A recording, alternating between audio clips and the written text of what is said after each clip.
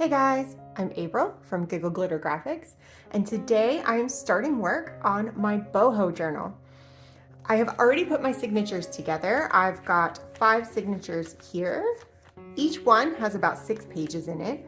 I used most of the pages from the Boho Junk Journal kit, as well as some of the Bohemian watercolor journal pages. And I think that's it for now, but I will put a link to those kits as well as other kits that I plan to use during the course of crafting this journal down below, and that way you can kind of see what I'm going to use today and what I plan to use in the future to put this journal together. So I'm doing something a little different for the cover today. I've got some cardstock here. I've had this for quite some time. It's Paper Accents is the brand.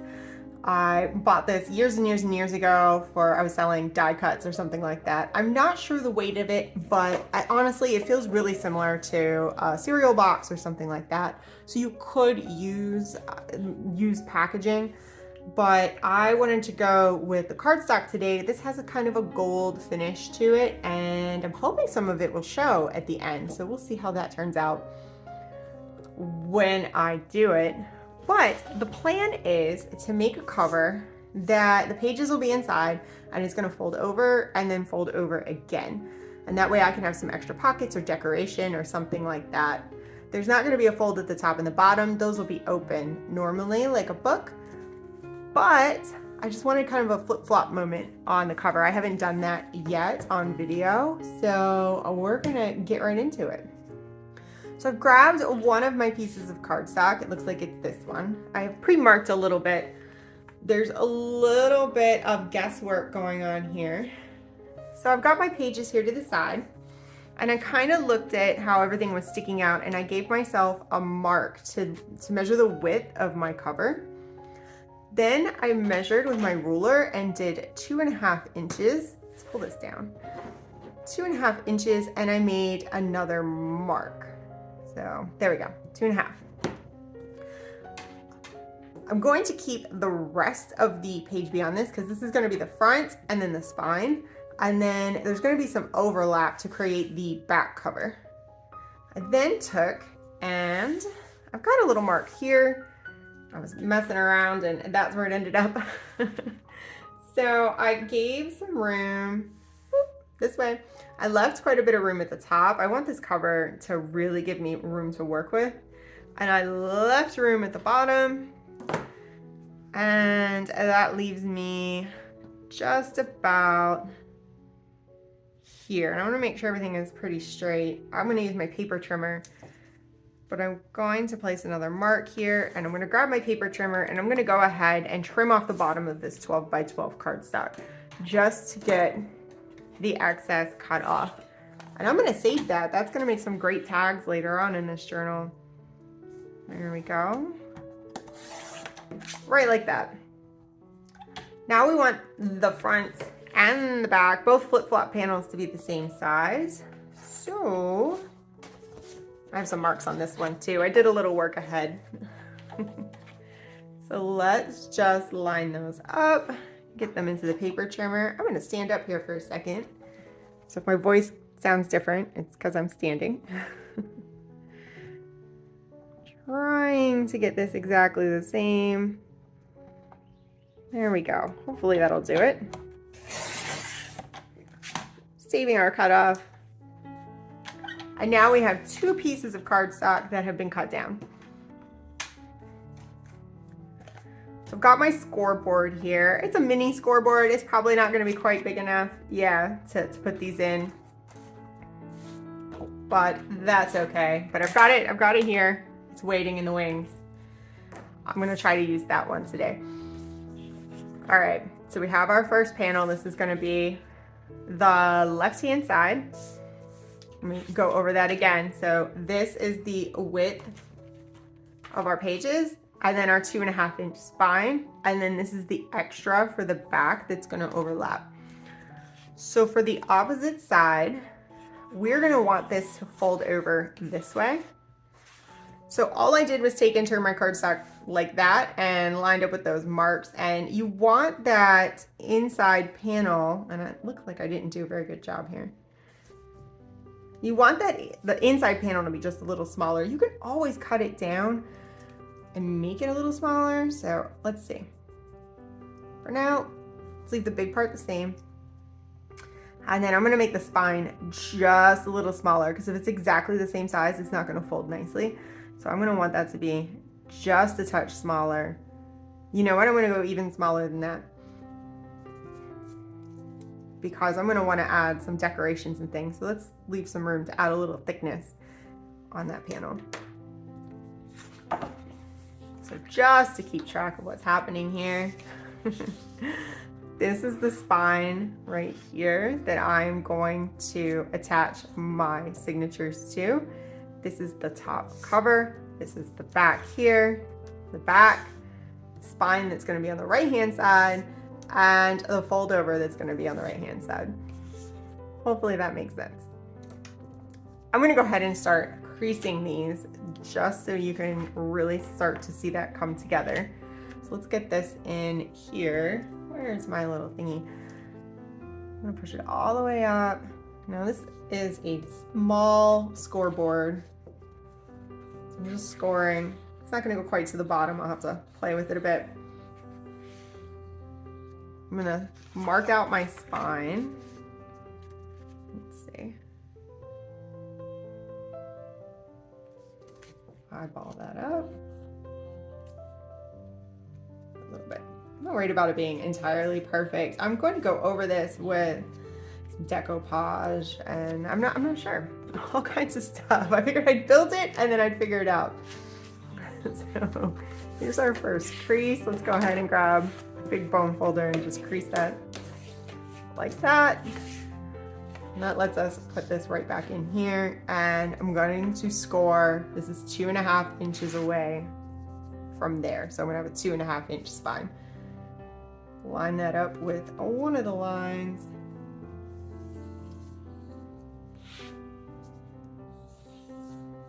I hope everything comes out even.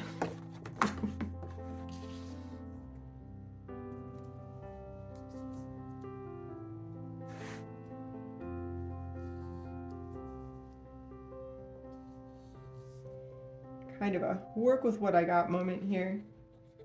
There we go. All right. So, fold that over, crease it. And now we have our pages they'll attach here. And then this is gonna fold over. I am intentionally making this really thick because I really like to add a lot into my journals.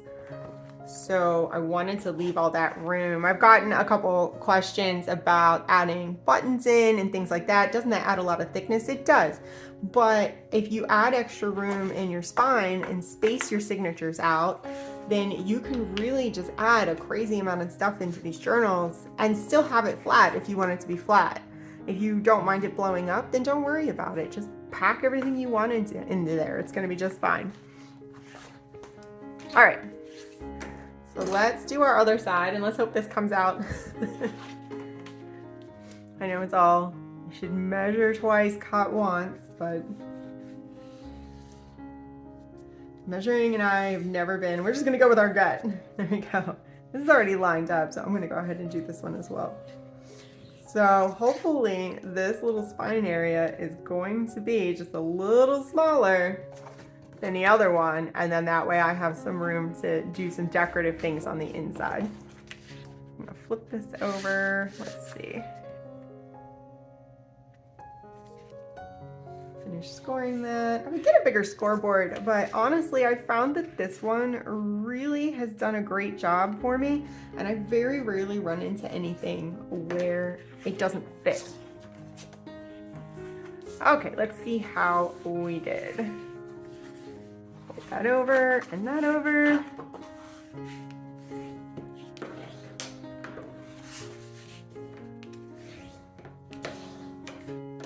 All right, moment of truth.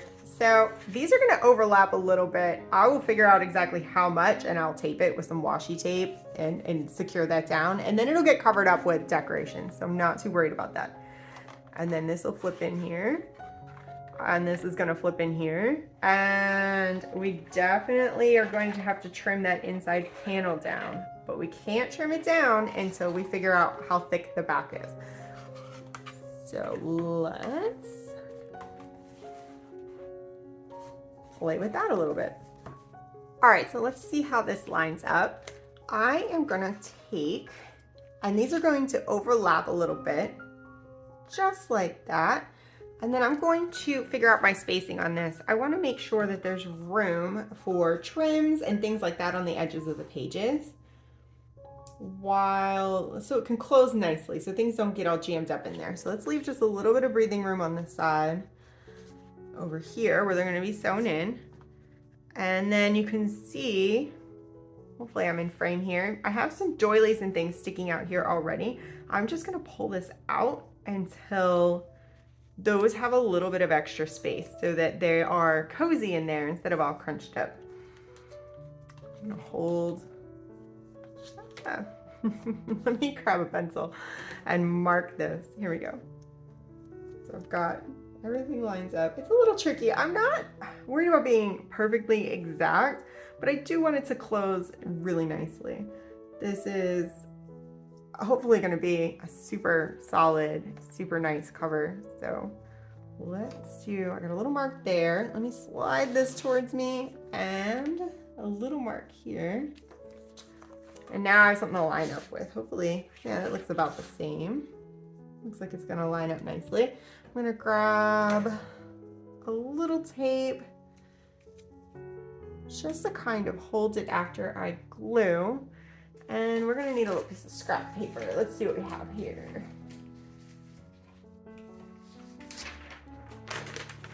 All right, I have my scrap paper down and I have my Beacon Fabri-Tac. I'm going to use this for a nice solid glue.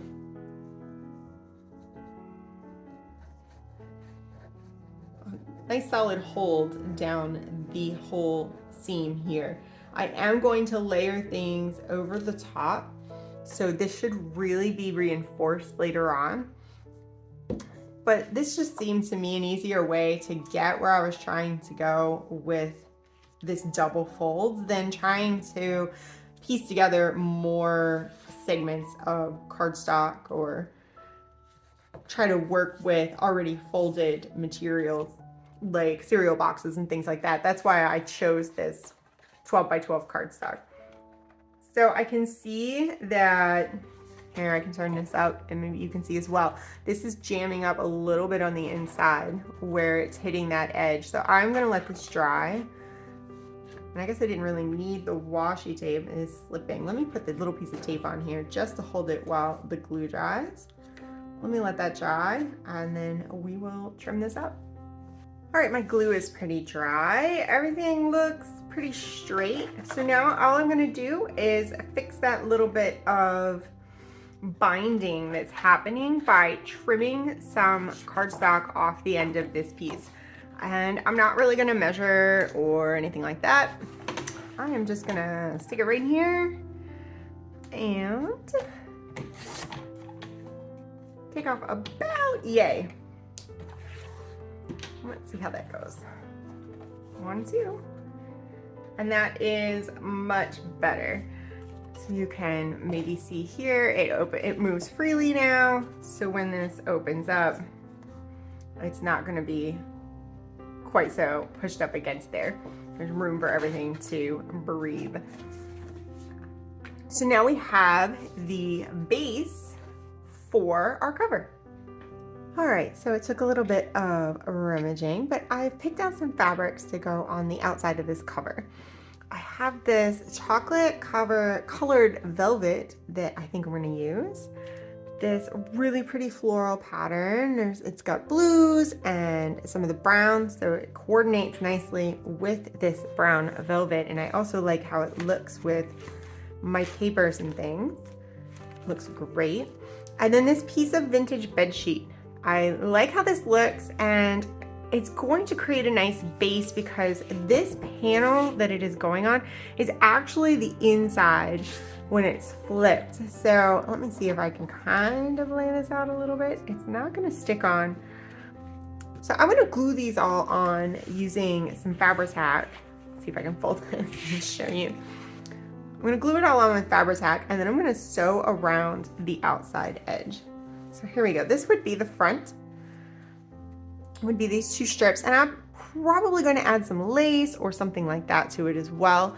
And then this, when you fold it open, will be this floral fabric. And I might find another piece that chocolate velvet or something like that to add a pocket or some sort of interest in here. I want to load it up a bit and have something going on, and I'm not entirely sure what that is going to be yet. But I think the first step is I'm going to glue these and sew around the edges, and then decide if I want to fold in and glue or if I just want to trim this and let the frayed edges show. Let me do the gluing and the first sewing around the edge, and I'll be right back and see what I decide to do next. All right, so I have my first layer of decoration or fabric or however you want to say it on my cardstock. So I used the Beacon Fabri-Tac and just put a thin layer right on the cardstock, and I smeared it out with my finger because if you let this bead up, it can soak through your fabric. I used just enough to kind of tack this fabric down so I can run it through the sewing machine. And then I let the sewing machine do the rest of the work. So let's fold this up here, and I will give you a little tour of what I did. And I actually added a detail here on the front that I didn't intend to do when I left you a few minutes ago. A minute ago for you, a little longer than that for me. So I initially went with a straight stitch all the way around the edge. See if I get this all in frame for you. And then I went back with this fun little kind of heartbeat stitch around inside of that. And I did that just to make sure everything is sewn down really, really well. I then used a zigzag stitch where the fabrics overlapped. And then that added a third kind of fun stitching detail, but it also kept all of this from being loose because I didn't glue the fabric to the fabric. I just kind of glued it enough to hold it. So I did the same thing here. The zigzag stitch is keeping these two together. And the same stitches went all the way around the edge. I do have some loose threads here, and I have an area where some kind of like a bunch of loose threads got stuck under the stitching. I'm gonna kind of trim that up a bit just to clean it up, but this is a boho journal. I think it's fine if it has a little bit of imperfectness to it. So the last thing I did was I did decide to just cut the excess fabric all the way around the edge instead of doing a fold over. I like this stitching. I think some of it's gonna peek out, and I like the gold cardstock, so I'll finish the inside with some paper, but I'm gonna let some of that show on the inside.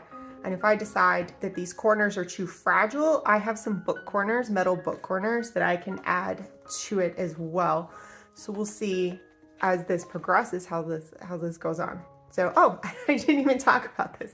This is just a piece of transparent plastic. I think it was transparency paper for my printer, but I cut it up and I made a pocket for the front. I think the front of this journal is gonna have a big old tag down in there, and I'll probably do a tie closure for it. So that gives me a really good starting point for this. I definitely want more embellishments. This is a bohemian style journal. We're gonna have to add some kind of trims or something like that down the road. But as a start, this is fantastic, I think. I think the last detail I wanna add to this cover for now is a pocket on the inside. I really like how this came out on the front. And I'm sorry that this is giving like a reflection of my phone. I'm using my phone to record. Hopefully once I get some stuff in there, it'll be a little less mirror-like. But anyway, I'm gonna put this square of chocolate velvet right on the inside, just like on the front. I like that. I'm gonna make that into a pocket. And then I have another little piece of transparency paper or plastic that I can use to make another pocket. But I wanted to use this as a moment to kind of talk about putting things through the machine and how sometimes it gets hard when you have a lot of bulk on your cover, it gets hard to figure out how to put it through. And sometimes you need to look at it, and I know like I can sew this onto this no problem. So I'm gonna do that first. And then when I go to sew this pocket onto the cover, I'm going to have to be clever, because if I try to run it through the machine this way, all of this is gonna be stuck. Like it won't fit through the machine. So you have to kind of look at it, at how you're going to go through. And I think I'm gonna have to turn it this way and run a stitch this way and then move it over, and hopefully that should fit, and run a stitch this way, and then I'll turn it and run a stitch this way. I know sometimes, especially if you're new like me, this might be obvious for other people who have been sewing with their machines for a long time, but for me, I've been sewing for a couple of months on my journals. It's not always so obvious, so I wanted to talk about that really quickly, that sometimes you just have to make separate lines, and I had to do that for the front pocket as well. It wouldn't all fit through. So I'm gonna go ahead and stitch this pocket up and get it attached to the journal. Maybe clean it up a little, it got a little funky. And we'll go ahead and wrap this up. And there we go. I didn't worry about being too neat. I did a straight stitch on the clear plastic, and then I did a zigzag stitch all the way around the edge. I did have to go, I think I went 1, 2, and then I came back and did the last stretch just to fit it into the machine. Again, you can always stitch on the fabric and then glue the fabric to your cover if you're really having trouble getting the whole thing into the machine. And that way you can still get the look of stitching without having to get this entire contraption through the machine. So I think I'm gonna stop here. This is a great stopping place for today. I've got the outside of the cover started really well. I can definitely see where I'm going to add some lace and trim and probably a tassel to this book. I can see a tassel against this, that would be really pretty, and then some sort of lacy trim or something like that down this side, just to kind of finish off the outside, and then some fun stuff on the inside. So if you would like to see more progress on this, please like and subscribe to my channel. I'm going to work on the inside of this journal next. I'm going to attach all of these and make a hidden spine. I'm going to finish off covering some of this inside stitching, maybe add some pockets over here. I'm going to brainstorm that after I finish this video up. But thank you for watching. I hope you enjoyed this video. Please remember there are links in the description to products and my printables in my Etsy shop that I use. All of these great boho printables. It's a huge kit. It comes with ephemera and everything. So take a look at that. Thank you for watching. I will see you in the next video.